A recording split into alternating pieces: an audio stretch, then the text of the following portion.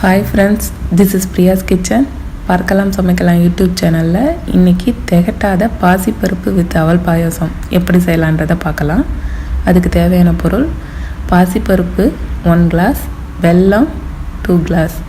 நீங்கள் எந்த கப்பால் பாசிப்பருப்பு எடுத்துக்கிறீங்களோ அதே கப்பில் 2 பங்கு வெல்லம் எடுத்துக்கோங்க. தேங்காய் 3 டேபிள் ஸ்பூன், அவல் 1 டேபிள் ஸ்பூன். நீங்கள் ஒயிட் அவல் எடுத்துக்கிட்டாலும் ஓகே தான். முந்திரி 6, ஏலக்காய் 2. ஃபஸ்ட்டு ஸ்டவ்வை லோ ஃப்ளேமில் வச்சுக்கோங்க.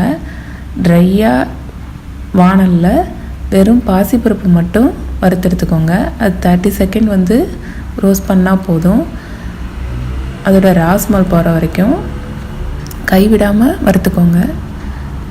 இப்போ வறுத்த பாசிப்பருப்பை 2 கிளாஸ் வாட்டர் விட்டு ஒரு 10 மினிட்ஸ் வரைக்கும் ஊற விட்டுடலாம். அவளையும் வாஷ் பண்ணி ஒரு 10 மினிட்ஸ் ஊற விட்டுருங்க. இதுக்கிடையில் நம்ம வெல்லத்தை கரைச்சி எடுத்துக்கலாம். அதாவது 1/4 கிளாஸ் வாட்டர் சேர்த்துக்கோங்க. இது பாகு பதத்துலலாம் காய்ச்ச தேவையில்லை. ஜஸ்ட் வெல்லம் தண்ணியில் கரைஞ்சால் போதும். அந்தளவுக்கு ஹீட் பண்ணால் போதும். இந்த கன்சிஸ்டன்சிக்கு எடுத்துக்கோங்க. வாட்டர் அதிகமாக சேர்த்தா பாயசம் தண்ணி ஆகிடும். அதனால் தண்ணியோட அளவை குறைச்சிக்கோங்க. இப்போ ஊறின பாசிப்பயிரை 4 விசில் விட்டு வேக வச்சு எடுத்துக்கலாம். இப்போது குக்கரை ஓப்பன் பண்ண பிறகு அது ஹீட்டாக இருக்கும் போதே ஒரு கரண்டியை வச்சு மசிச்சு விட்டுக்கோங்க. அப்போ தான் அது ஈஸியாக மசியும். ரொம்பவும் பேஸ்ட் மாதிரி மசிக்க தேவையில்ல, ஓரளவுக்கு மசிஞ்சால் போதும். இப்போ இந்த கன்சிஸ்டன்சிக்கு மசிச்சுக்கோங்க. அப்போ தான் அது நல்லாயிருக்கும். இப்போ அது கூட நம்ம ஊற வச்ச அவலை சேர்த்துடலாம். ஃபஸ்ட்டே குக்கரில் வேக விட்டுருக்கலாமேன்னு நீங்கள் நினைக்கலாம். ஆனால் அப்படி செஞ்சிங்கன்னா அவல் ரொம்ப பேஸ்ட்டாக ஆகிடும். அதனால தான் பாசிப்பருப்பை வேக வச்சுட்டு அது கூட அவல் சேர்த்து 1 நிமிஷம் தனியாக வேக வைக்கிறோம். இப்போது அவலும் நல்லாவே குக் ஆகிருக்கும். அடுத்ததாக 3 டேபிள் ஸ்பூன் தேங்காயை இது கூட சேர்த்து ஒரு 30 செகண்ட் இது குக் பண்ணால் போதும்.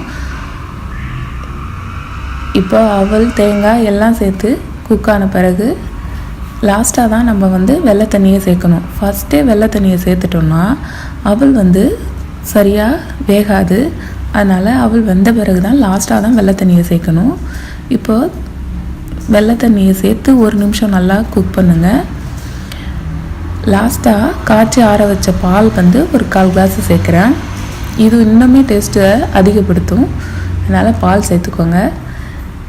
லாஸ்ட்டாக ஏலக்காயை தூவி நெய்யில் வறுத்து வச்சுருந்த முந்திரியை சேர்த்து நம்ம பாயசத்தை ரெடி பண்ணிடலாம். இது ரொம்பவே ஹெல்த்தியானது. எப்போ வேணாலும் நீங்கள் செஞ்சு சாப்பிட்லாம். இந்த கன்சிஸ்டன்சிக்கு எடுத்துக்கோங்க. இது ஆறுனா இன்னும் கெட்டிப்படும். இதை நீங்கள் செஞ்சு பார்த்துட்டு எனக்கு கமெண்ட் பண்ணுங்கள். நன்றி, வணக்கம்.